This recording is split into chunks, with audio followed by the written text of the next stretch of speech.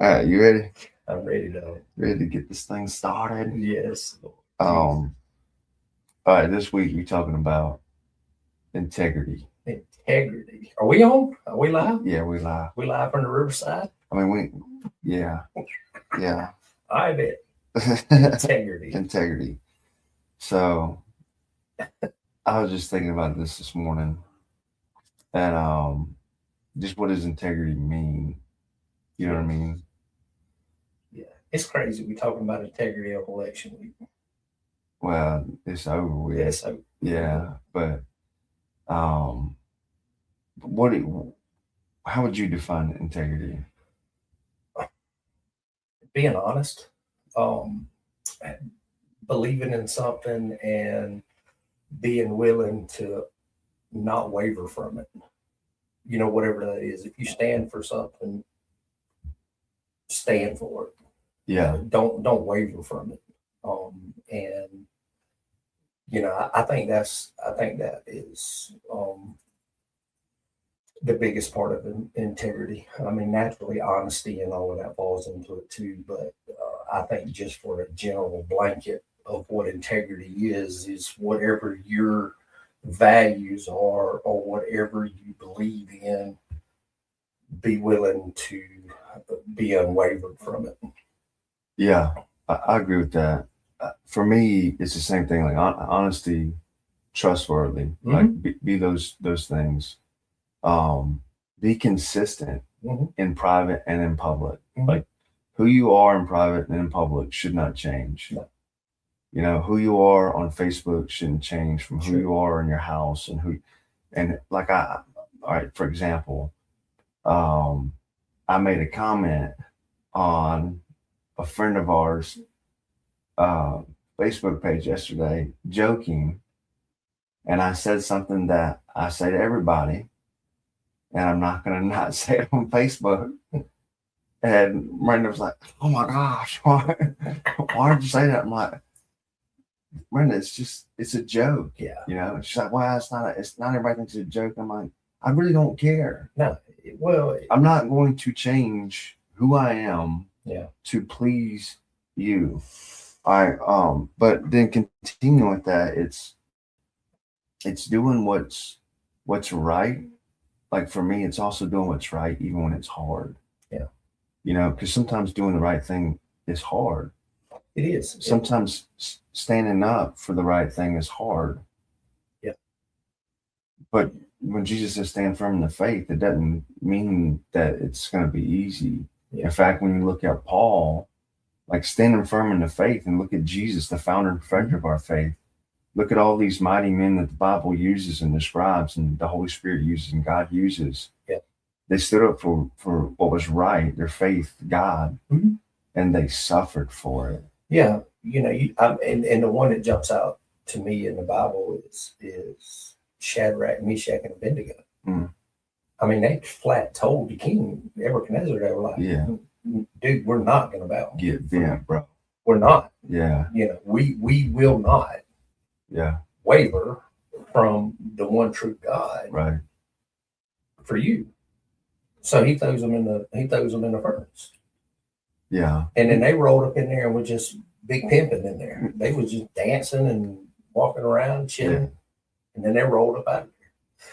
I think thinking about that story in particular, look what happened when they came out. I mean, Nebuchadnezzar changed. Everybody. So that's integrity to the highest. Well, it goes to what I was going to say on my last point of integrity, and it just proves it with that story. Is trusting God rather than cutting corners. Yeah. And they had a chance to cut a corner. Sure, they could have. They had a chance to take the easy way. Everybody else in the city was doing it. Yeah, they had Daniel.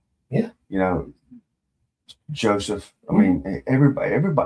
Go read the stories of these men in the Bible, dude.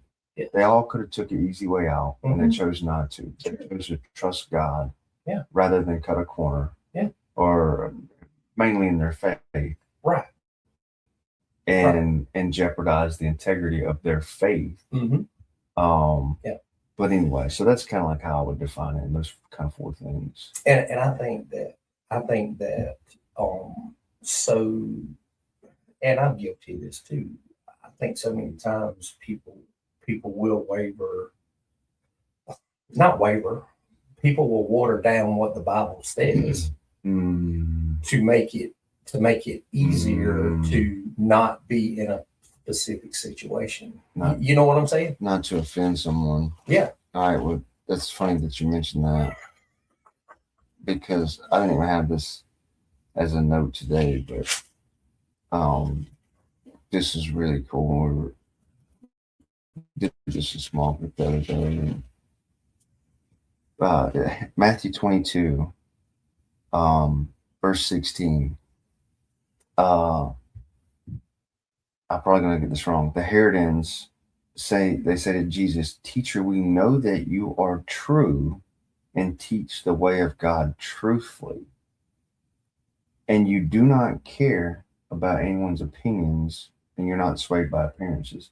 I don't know if you and I talked about this already. All right, so they just confess that Jesus is teaching the truth, right? And that he's true. Now they're trying to trick him and all that stuff, but he said Jesus is not swayed by opinions or appearances. Yeah. So Jesus didn't change what he said, truth, based on someone's appearance or opinion. Right. So you know that saying everyone says facts don't care about feelings? Yeah. It's kind of biblical, bro. It is. It is, and it's really true. And it's probably, for me, it's probably the hardest thing. It's probably the hardest thing that I have to deal with. For somebody like me, who I like for everybody to like me. You understand what I'm saying? Now you're on the opposite end of the spectrum.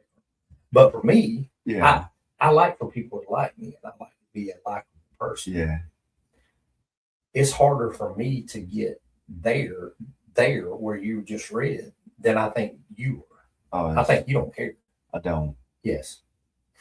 And I think But in the middle of me and you is where we should be.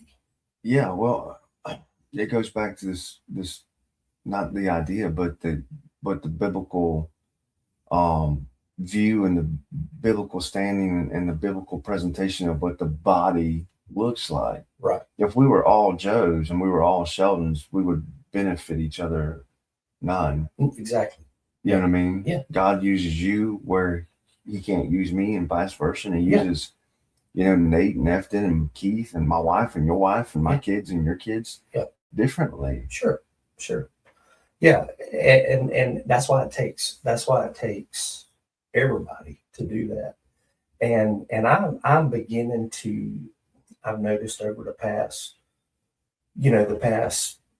months that I'm getting a little less swayed. You understand what I'm saying? It's not what I'm saying. I'm my moral compass is not being swayed, but the facts of me dodging conversations based on I know where I stand and I know where they stand. I'm not swaying away from those as much. You shouldn't. No, well, no, and it's wrong on my part to do that, but it's the uncomfortableness of it. You know what I'm saying? Yeah. Does that make sense? Like I get where you're coming from. I know we're getting off integrity, and that's fine. Not really. Maybe the Holy Spirit's just leading us down this road. But so I don't really have an issue with that. I don't struggle with that. What I struggle with is the part that you don't, which is like the gentleness. Yes. I don't mind having a tough conversation with you. Yeah. I don't mind, you know what I mean? But am I doing it in love? Right. Am I doing it gentle enough for you to receive it?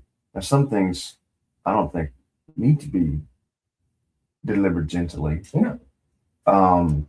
But, and Jesus did, he was perfect. So he did it in every situation, whether he was flipping tables or turning the other cheek. Yeah. He did it perfectly in love. Yes. And that's hard. Oh, it's impossible without the Lord. Oh my God, 100%. Because I know if I ever get to the point where I'm turning tables, God is probably the last thing in my mind. Well, the Bible does not say anger is a sin. No. It says so we have to understand that when God's angry and he does something, he's justified in that anger because his anger is righteousness. It's holy anger. Mm-hmm. That's the difference when you and I, if we act out of anger and it becomes sin because we're not justified, we're not holy in that anger. His anger was for the Lord's house, for where the presence of God resided, which today is in you and I. Right. And that's another topic. But talking about not being able to do it with the Holy Spirit, it kind of like leads really into integrity. So it does. I mean, it's all integrity. Yeah. This kind of hit me this morning when I was reviewing the stuff. Is like Psalms 101 says, walk with integrity within my house. Yes. Right. So walk within integrity. I think Proverbs 10 and Proverbs 11 say walk in integrity. Uh-huh. And I was like, hold on a second, to walk in those things. What if you were to replace the word integrity with spirit? To walk in the spirit is the only way you're going to be blameless. Yes. It's pretty good. It's the only way you're going to be righteous. Yeah. So when you put blameless and righteous to say you have to walk in integrity or within integrity to be one of these two things, which Jesus was because he was perfect. Right. And you and I sometimes are not because we're imperfect. Right. But to be blameless, to be righteous, we have to walk in integrity. Yeah. And I was like, well, let me just like put Jesus right there for a second and then see if it makes sense. Yeah.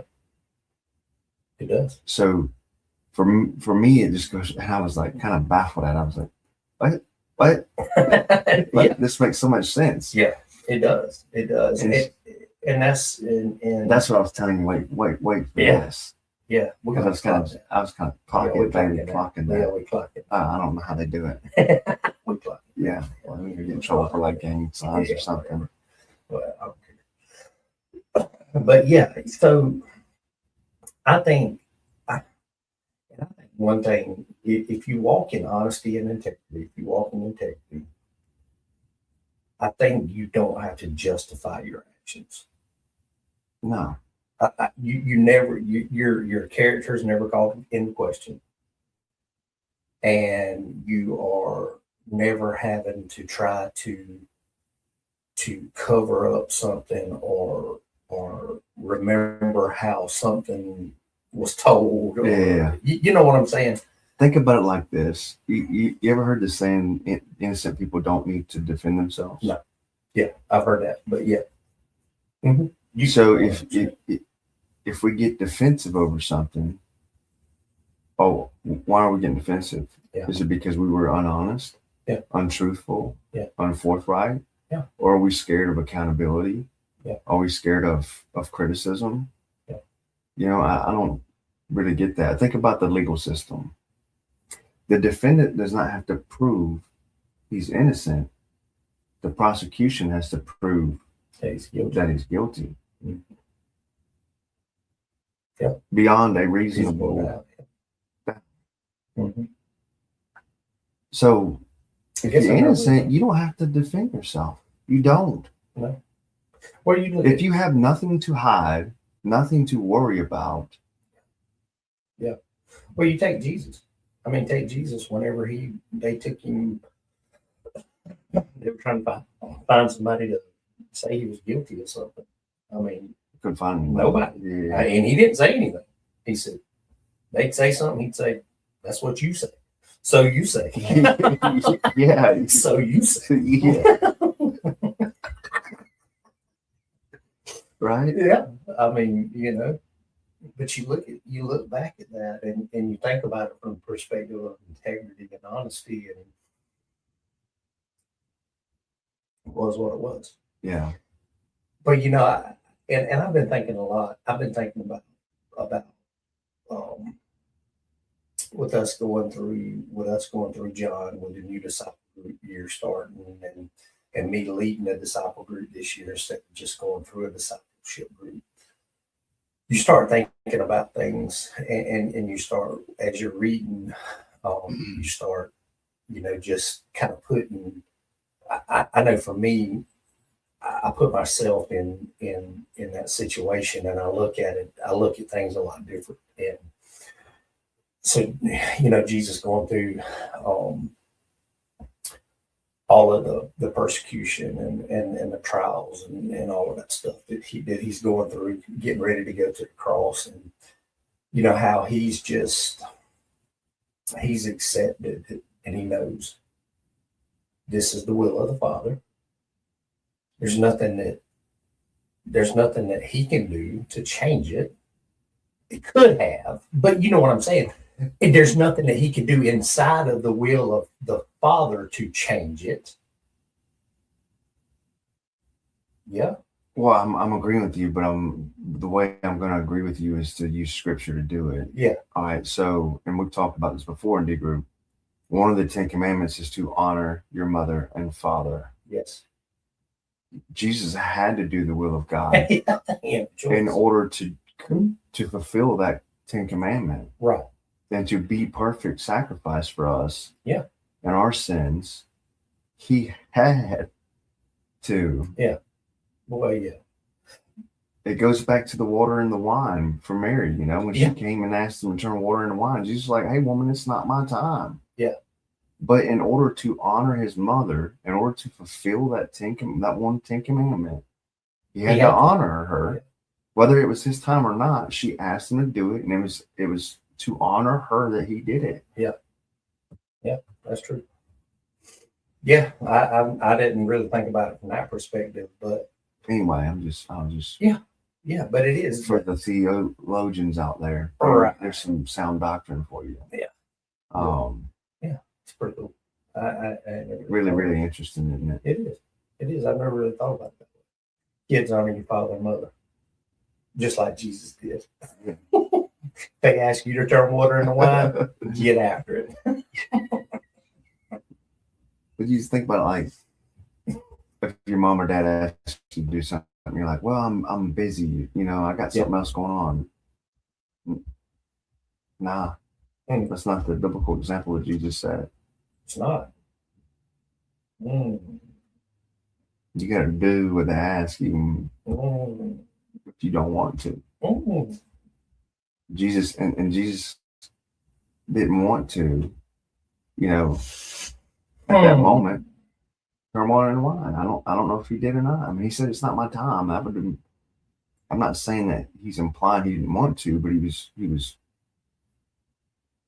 So it's not my time. I don't know how else to take that. But then he did it anyway. So I would say that he didn't want to, but he had to honor his mother. That's true. Mama don't ask me to turn water into wine. I don't know when he was praying in the garden and said, Father, let this cup pass over me. Yeah.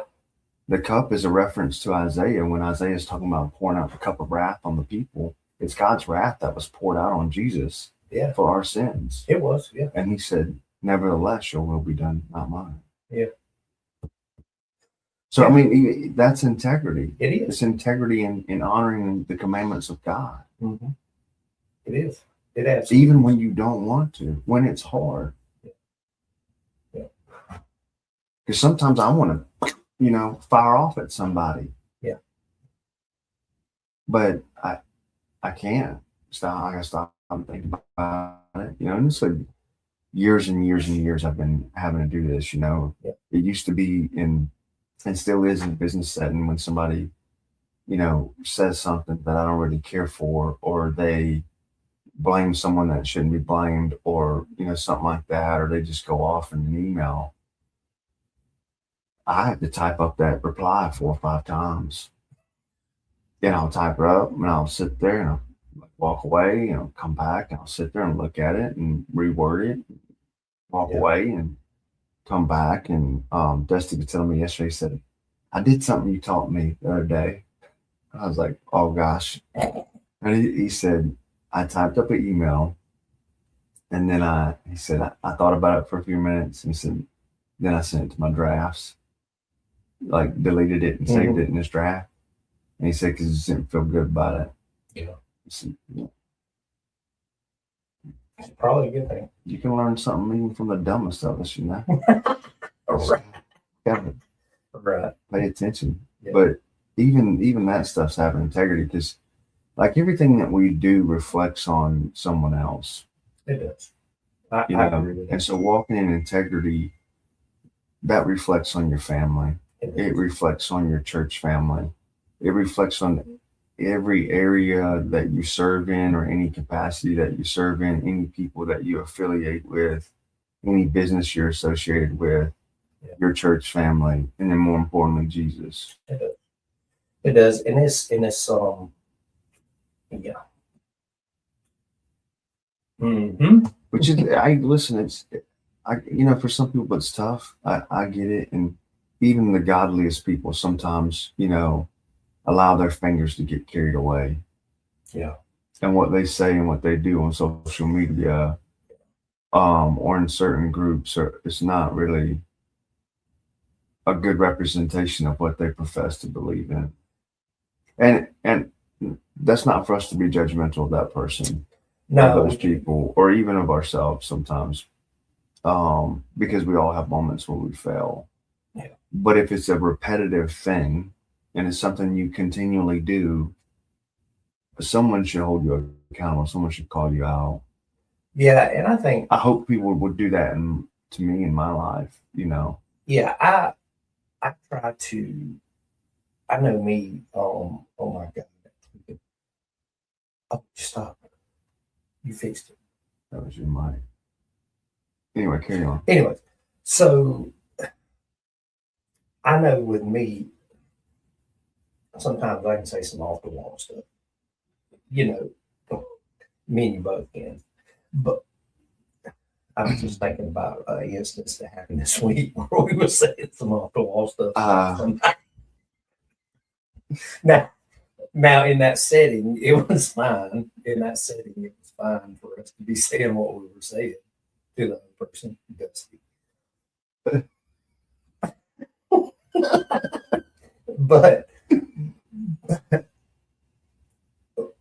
But there was a time there was a time that I may would have said those same things at church, in a different setting. And you have to be kind of conscious about how you got to be filtered. And I'm learning.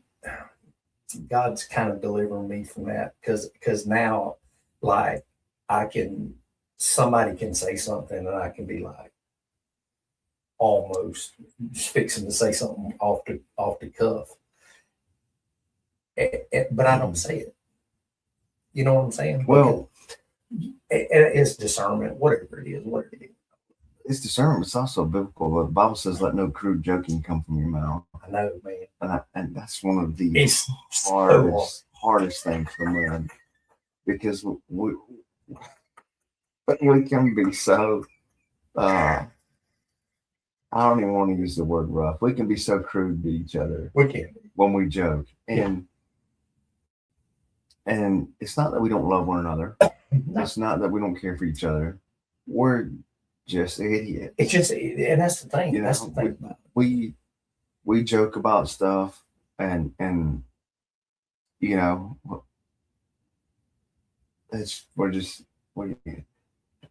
I struggle with it. I do too. I do too. And sometimes I'm better than others, and I'm better at it with some people than I am with other people. Yeah, for sure. Especially, I think I'm worse with people that, like, with you and Dusty and Teddy and even Afton and than I am with people that don't know me as well. Yeah. I mean, I'll say some crazy stuff, but I have noticed now that I do have a little more of a reservation. Yeah. I do. And I think that. Yeah, I watched you. when we were cutting up, and you went to say something, and I was like, all right, we better tone it down. If Sheldon's holding it in, I can too. And then I just kind of was like, It's funny, but it's funny. It is so funny. I was telling Casey, me and Casey was talking about it, and she was like, I can't. She said, "Poor Dusty, y'all just stay up there. Y'all are horrible." he gives it as good as he takes. He does. He does. I love it. I love him so much. He's a nut. But I think that integrity in general is just a good practice. Mm-hmm. It's a good practice, and it's one thing that last year I had a couple of my girls on the team that really learned the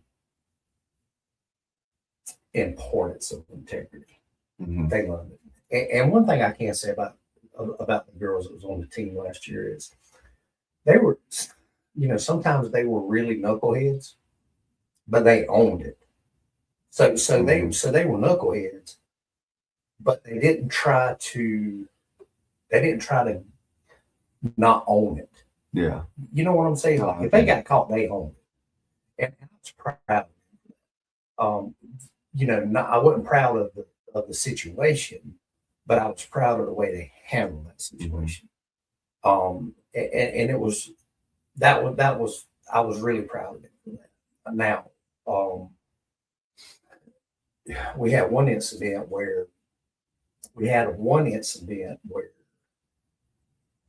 the person could have got out of the situation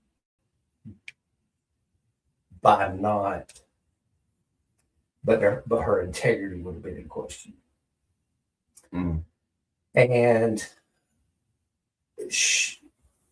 you can tell, I really know God's working in this girl's life. Like I truly know God's working. I can see it. And so she calls me out of the blue at like 10 o'clock one night, right after the incident happened. She calls me and she says, "Coach, I got to tell you something." She said, during this situation, what the problem was, it was mine. It was mine. Now, it wasn't her roommate's. She got caught with something that she shouldn't have had, and it could have easily, the roommate was trying to take the rap for it. Because the roommate she was injured, so she wasn't even playing. So she was out for the season. So she could have easily took the rap for this. And the teammate that was playing, could have been cleared of it, right? And she calls me, she says it was mine. And so I said, well, you know what you got to do. You know what the right thing to do is. Yeah. And so I kind of left the conversation. And then the next day, she comes to my office and she says, "Coach, I want to, take responsibility for that and all of this." And I told her then, I was like, "I'm proud of you for that. I'm very, very proud of you for doing that." I said, because what situation you were putting me in, if I had let this situation go the way you were trying to handle it, then my integrity was you. Yeah. Because had I let it go, it is because, and it wasn't like the girl that was going through this, the one that was injured that was trying to take rap. She was just a pawn in this. The girl that was initially trying to get out of it, she was one of our stars. She was one of our big time players. Not saying that the other girl wasn't, because she was too. She was just injured, but this girl was like one of our big time players. Yeah. And so my integrity would have been in question if I let that go. And I told her this. I was like, "Look, would you tell me this? Had I let this go like you were going to let it go, had it went out the other way, then my testimony, my integrity, anything that I said to you from here from until you graduate or until you decide to leave or whatever, nothing that I could say was going to be true for you, potentially. Mm-hmm. Because you could go back to this moment in your mind and say, well, he let this go. He was morally and his integrity was in question here. I can't believe nothing you say. Yeah. You know what I'm saying? Yeah. And she and she, I'm naturally she understood where I was coming from and everything. And so she took the suspension for it. And I think she's better for it. And I think that is huge. It's huge whenever somebody who may not walk in integrity makes the decision, hey, I'm going to walk in integrity and I'm going to accept whatever those consequences are. And once they see, hey, I'm going to come out the other side of that person for it, I think it becomes easier for people. Like for her, her integrity is no longer in question. Well, I say that her integrity is got a little more validity now. Well, it's because she's grown enough to understand and take accountability and responsibility for actions. Mm-hmm. Yeah. Which a lot of people in society these days are, want to blame somebody else. Sure. Well, I'll give you an example. For the longest time, my oldest brother's in prison. Mm-hmm. I think I might have shared this on here before or not, but we wanted to blame everything that happened in our childhood for the choices that he made. And I'm like, dude, you made the choices. Yeah. You chose to do it. Yeah. No one made you do this and made you do that. Yeah. Man, this is just my opinion. And please correct me if I'm wrong. Anybody can. No one can make you do anything that you don't want to do. Oh. You make a choice. Yes. God gave us free will. He doesn't make us do anything. Yeah. We have to make a choice. Yeah. To say, I'm going to do this or I'm going to do that.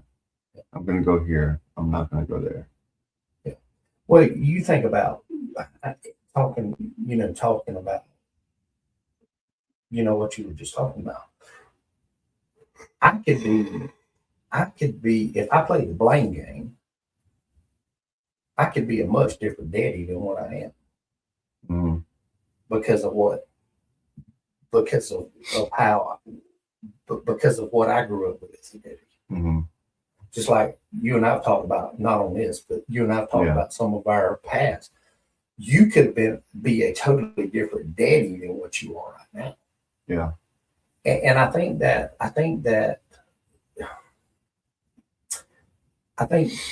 you can choose to be a byproduct of your raising, or you can choose to be what you wanted as a father.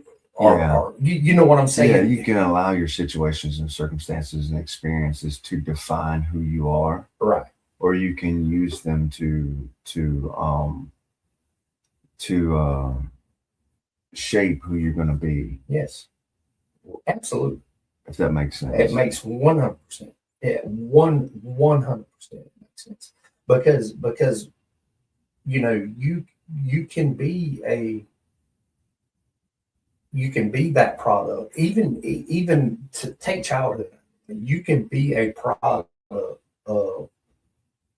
the light of the world, or you can be a product of the light of Jesus. You got to choose which one you're going to be. You know what I'm saying? You can choose to follow the light of the world and chase what that looks like, and we know that's a disaster. Yeah. Or you can chase to be the light of what Jesus was. And at the end of the day, if you chase what Jesus was, you're going to be a better person. 100%. You can't help it, because anything in this book everything that Jesus shows us is love, grace, love your brother, love your neighbor, go to the need of your brother, go to the need of your neighbor, all the things, all the things. You if you walk in integrity to the book, to this book, Yeah. you're going to be a better person. Yeah. You know, I mean, yeah, you're going to be a better person, and you're going to walk with integrity. I think being a better person is just a byproduct of being a better follower of Jesus. Yes, 100%. I mean, I'm just saying that to say that, like, don't read the Bible to be a better person. Like, that No. shouldn't be the ultimate goal of why we're reading the Bible and why we're trying to follow the commandments of the Bible. It should be to be a better follower of Jesus. Yeah. The other parts they're just byproducts of that. Sure. You know, but I get what you're saying. Yeah. I mean, because it just gets misconstrued sometimes. Like, people are like, "Well, I'm a good person." are you really? No. Show me one, bro. Yeah, there's not one. No, No, I know we like, yeah, he's a good dude, and there are people that are good dudes, and there are chicks that are good chicks. Yeah. But at the end of the day, they're all black hearts sinners. Yeah, and the flip side of that is, if you have to start a conversation with the premise he's a good dude, or you end but he's a good dude. Yeah. Again, you negated everything that came before the but. Yeah. You know what I'm saying? Mm-hmm. I wouldn't say if you start the conversation when he's a good dude, like, we're talking about, that he's a pretty good dude. Yeah. He's a solid guy. Yeah. But if we're talking about someone like, this, that, and the other, or that, but he's a good dude. Yeah. Like, you're saying that because he's a good dude, it trumps everything that he does. Yeah. And all the actions that he, commits, and all the things that, he says, or all the things, or she, it could be a she, it doesn't matter. If a person's out there just beating people down left and right, and then you go, yeah, but they're just a good person. Are they really? Are they really? Yeah. Because their actions are not showing that to the people that they don't know. Yeah, that's right. That's like saying bless their hearts. We really should say that. But, bless their heart. When someone says, but they're a good dude, bless their heart. Bless it. Yeah, bless their little heart. Bless it. It just doesn't make sense to me. Mm-hmm. And this, I think we can hold people to integrity as accountability, like surround ourselves with people that are going to help us to be, to walk with integrity, to walk by the Spirit, to help hold us accountable. I'm pretty open about my flaws and faults, because people see them. Yeah. Well, I mean, there's no need trying to hide. I can't, and so, but in doing so, when Bible says, share your burdens with one another, if we share with what we struggle with one another, then we're able to come back and go, hey, Joe, praying for you there, dude. And then when you see me out somewhere doing something and you're like, hey, check yourself, bro. Yeah. Like, we should be receptive to those things. It's called wisdom. Yeah, it is. It is. I think that integrity, in light of what you were saying about or I'm trying to get my thoughts processed right here. Because what's done in the dark is always going to come to the light. Kind of keeps jumping in and out of my head. Mm. I think the best place to start with your integrity is what you do in private. It's with your thoughts. With your thoughts. What do you? The mouth will say anything, right? So truly, I think you have, like, if you've got a person in your life or a situation, and you're thinking about, you can act one way in public towards somebody, but in the back of your mind, you're like, I can't stand this so and so, whatever. In the back of your mind, your integrity needs to start in what's in your mind about it. Because I know, like with me, I'm gonna give you an example. I'm not gonna say a specific example, but I'm gonna just say, all right, so are say you tell Miranda, Sheldon, I don't really like him. But in public, when you're with Miranda in public and you see me, you're like, hey, what's up, bud? Oh, that's fake. It's fake. It's fake. Now, guess what? Your integrity is in question with Miranda. Yeah. You thought about that? Well, I don't have to. That's not something I really have to think about. Yeah, you don't struggle with that. There's generally not a whole lot of people that I just dislike. Yeah, but I'm just saying. If my thing for like private conversations is like, yeah, I don't really trust that dude. Yeah. If I don't trust you, then I can still speak to you. I'm just not gonna really have conversations with you. Right. I can be cordial with you. It's not that I dislike you. And maybe that wasn't good. Maybe that wasn't. No, it is. It's fine. No, I get what you're saying. Yeah. And it makes perfect sense. That's just something I don't. Yeah. I see it. I think that we know people that do that. Sure. You know what I mean? Yeah. Like people have done it with me. People have done it with you. Yeah. We're like, I don't really like that guy. And then he comes around and you go, you act like y'all best friends. Yeah. Yeah. Makes no sense to me. It doesn't to me either. Again, there's not a whole lot of people that I just don't like, but yeah. But I'm also not going to speak to you. Yeah. Yeah, that's kind of like I'm kind of like you in that aspect. Yeah. If I don't like you in the dark, I'm probably not going to like you in the daytime. And most of the time, you're going to know it. You may or may not know it. I mean, I guess you would. For me, because I'd probably tell you. True, that's true. But and I see it. You see it a lot. You see it a lot with. And I'm not trying to hate on any state. But you see that a lot in women. Well, let's look at it from a biblical standpoint. So the Bible says if you have a problem with a brother, go to him in secret. So if you don't like someone for a particular reason, like address it with them. Yeah. Not with work. And then leave it at that. Mm-hmm. I mean, I'm not even going to use this situation. It's too close. I haven't a chance to discuss it with the guy, so I'm not going to use it yet. But like, be willing to have a conversation with someone. Yeah. About your indifferences. Yeah. Mm-hmm. And then agree to disagree, but at least where you stand with one another. Right. Right. Yeah. To me, that shows integrity. To me, that shows that you're willing to like set your differences aside for a moment to have a conversation, to try to come to some common ground. Mm-hmm. And you might find some common ground, and then you might not find some common ground, but at least you know where you stand. Yeah.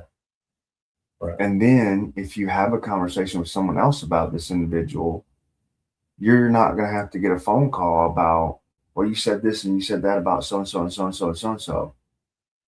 Well, anybody that knows me well knows if I tell you something about somebody, I've either already said it to them, I plan on saying it to them, or I'm not afraid to say it to them. Yeah.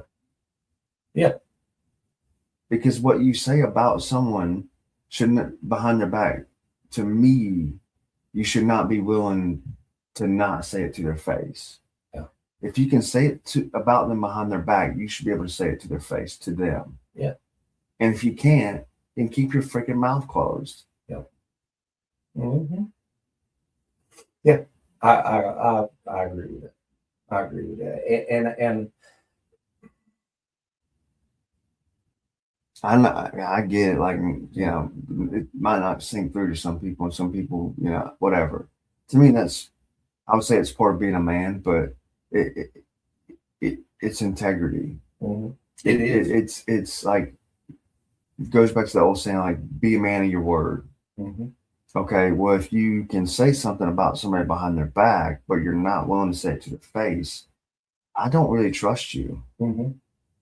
Yep. Because what else are you saying about everyone else behind their backs? Mm-hmm. Like if you were to say something to me, let's just use our friends for example.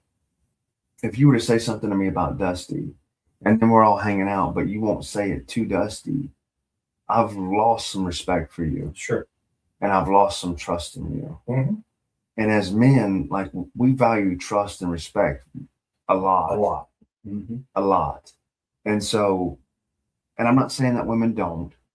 I'm just saying we do it a lot. If you violate my trust, there's going to be a break in our relationship. Sure. And if I violate yours, there's going to be a break in our relationship. Mm-hmm. And there's conversations that we have that I don't really feel like I need to tell you, don't repeat this. Right. Mm-hmm.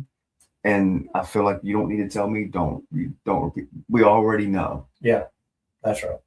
Yeah. But generally speaking, like, and it's not that I'm better than everybody, because I'm not. You know I'm not. I know I'm not. There's just things that I don't struggle with, and there's stances that I take that other people don't. Mm-hmm. And that other people do too. Like you do too. Yeah. This isn't something uncommon to people. Yeah. It's just uncommon for some people. Right. Right. And it's I think it is a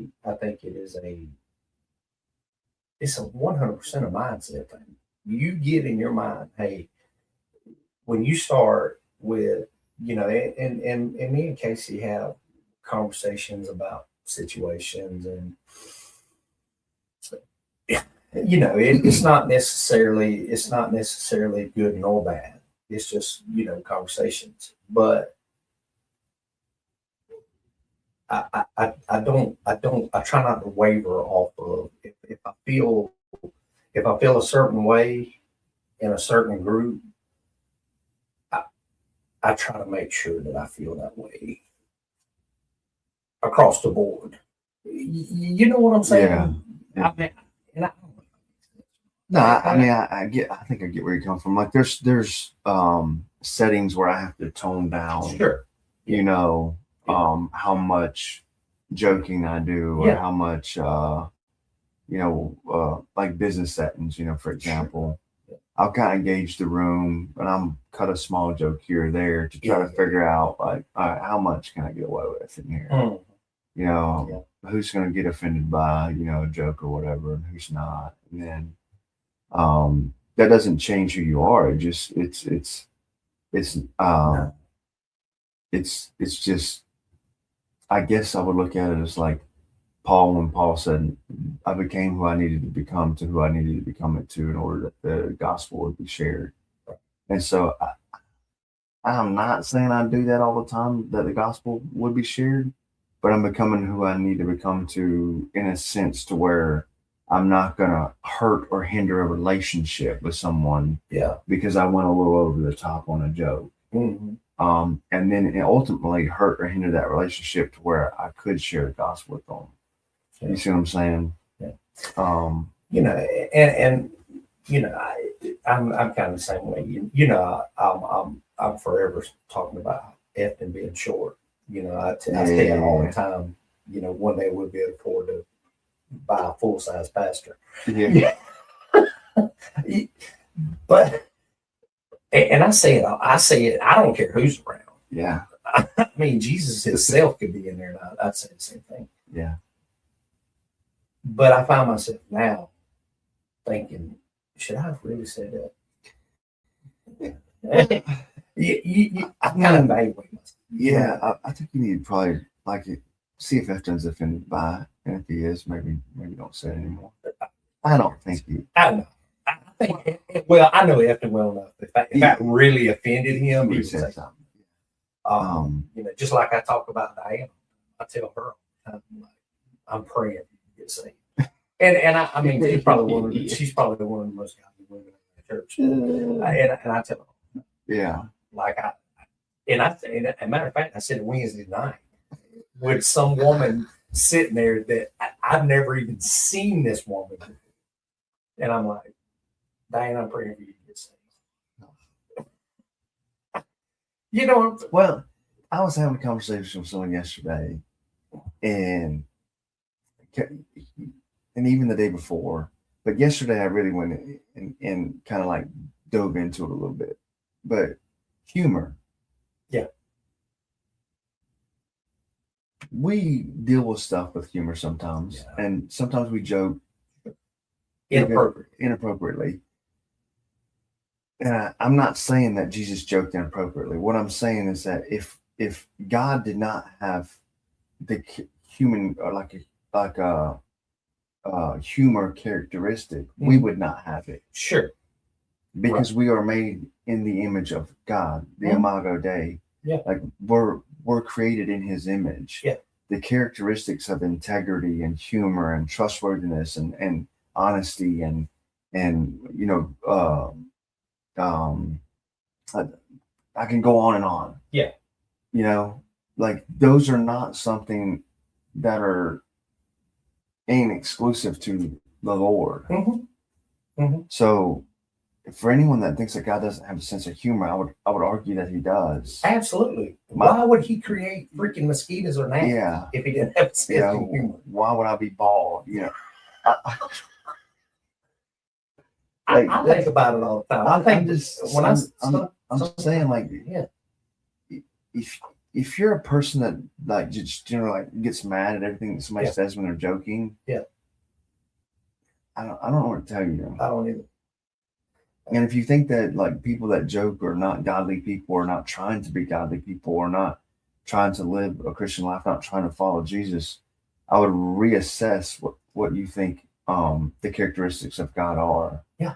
Because it says like, yes, all the virtues that God has are true. Yeah. But really, like if He did not have the capability to be humorous, we would not have that either. No.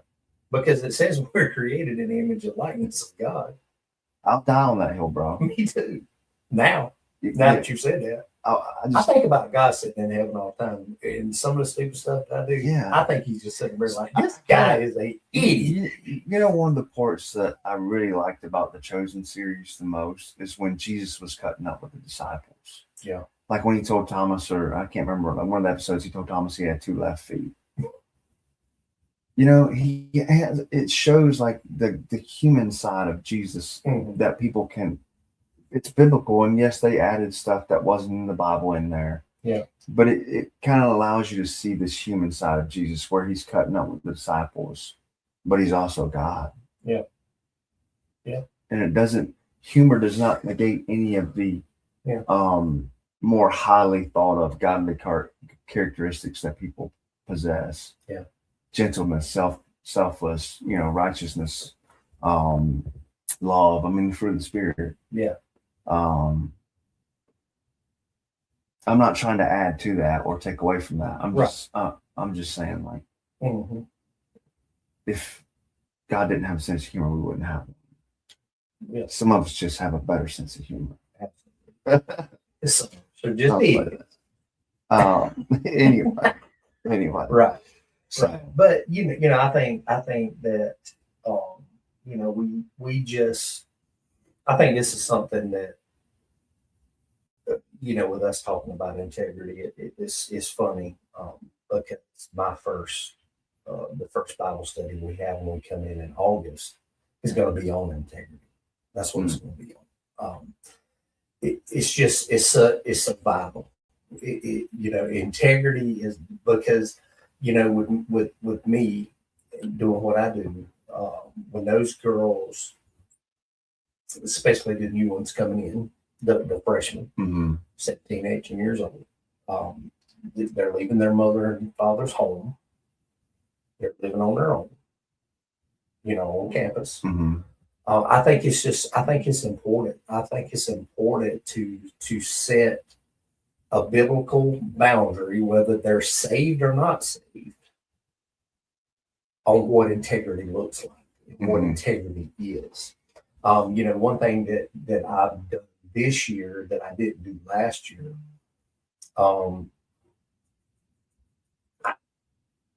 let me say this and then I'll go. I got a doctorate degree last year on what not to do.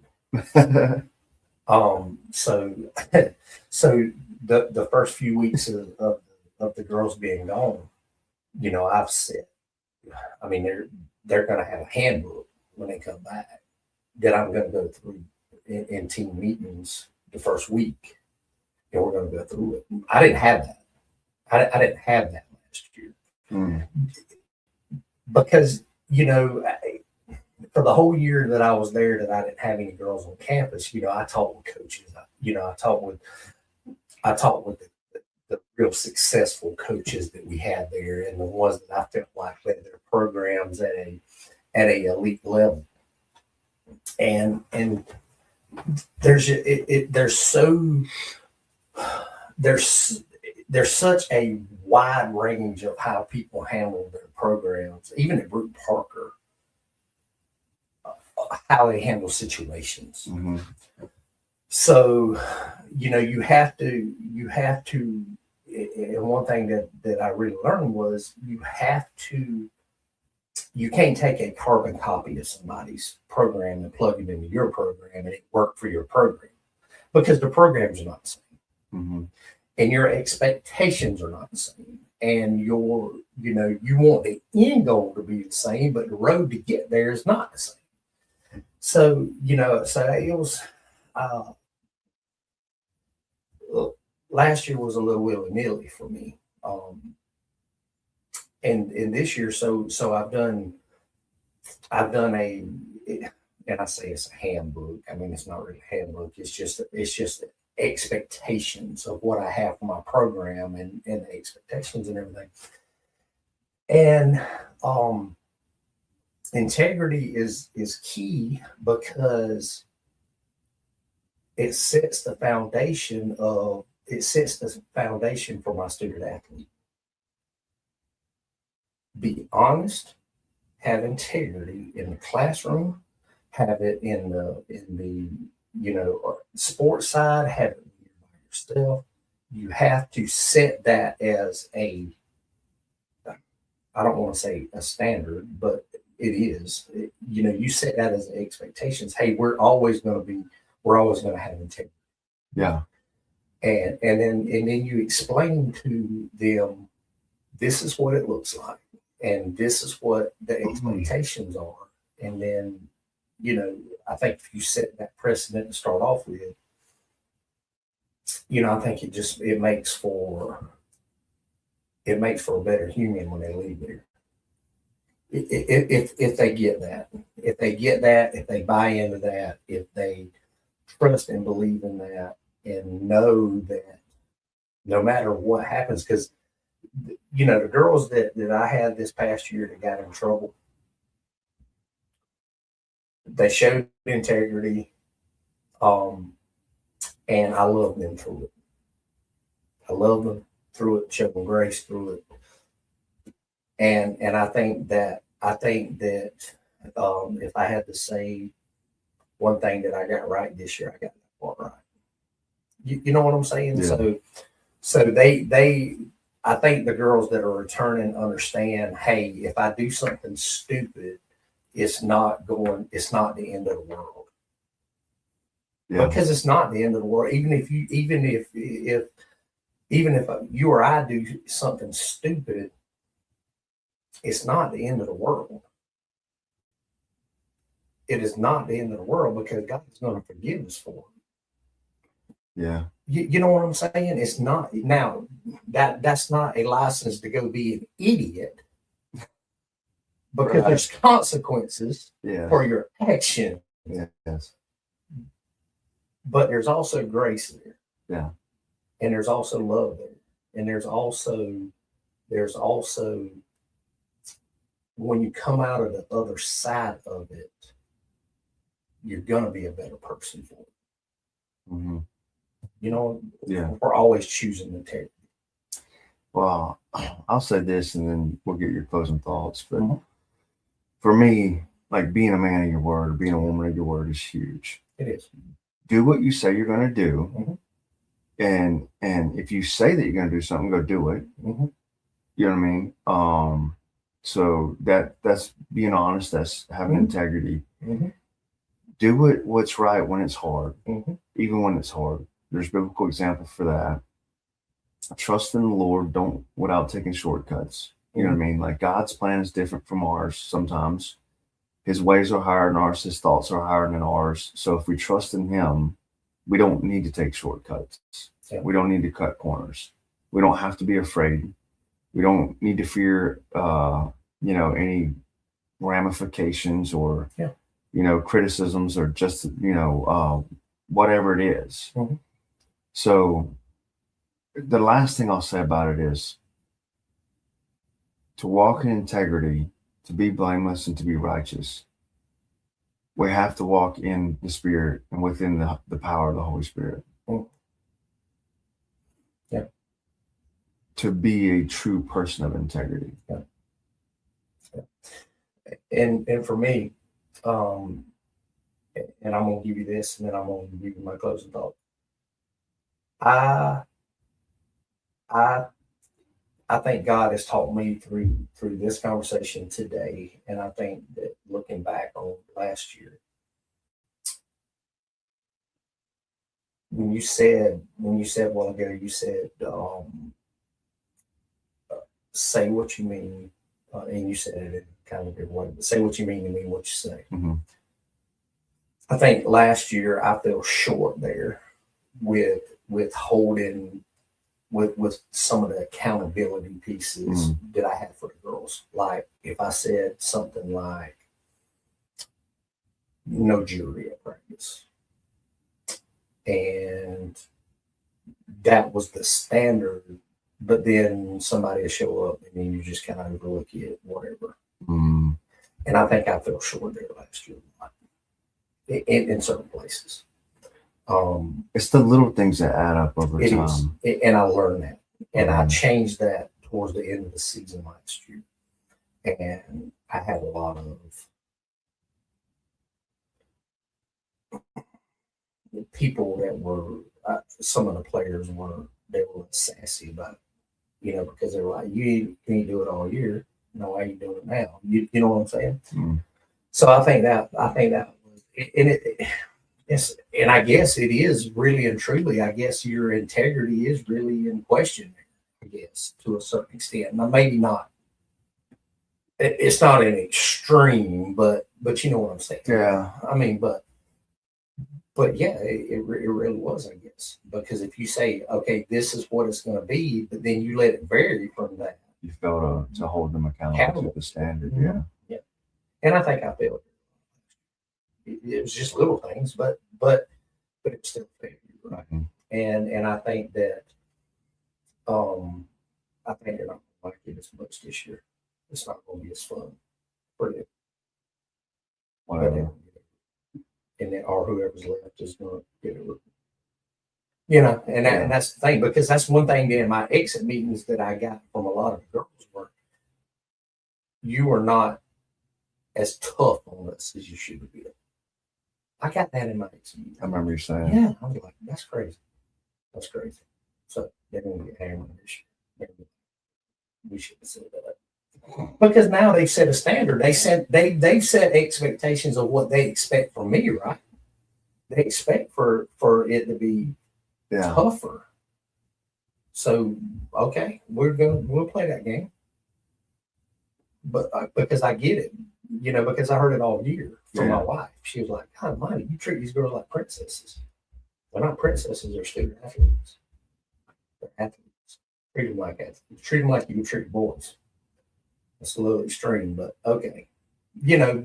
Because I was rough on the guys that I coached. And I just need to be a little rough on the girls, I guess. But it goes back to what you do. Say what you mean and mean what you say. So my takeaway for everybody is try to be honest. Try to walk in integrity in every facet of your life, in the dark and in the light. Try to get better at it, and because in the moment, it might not be the easiest thing to do, but at the end of the day, it's going to be the easiest thing to do. It's going to be the greatest. It's going to be the best thing. Yeah. So I think that's my closing. All right. Well, 10-4 then. Let's go walk with integrity. Amen. All right. Until next time, our dearly beloved. Absolutely. Peace out. See y'all.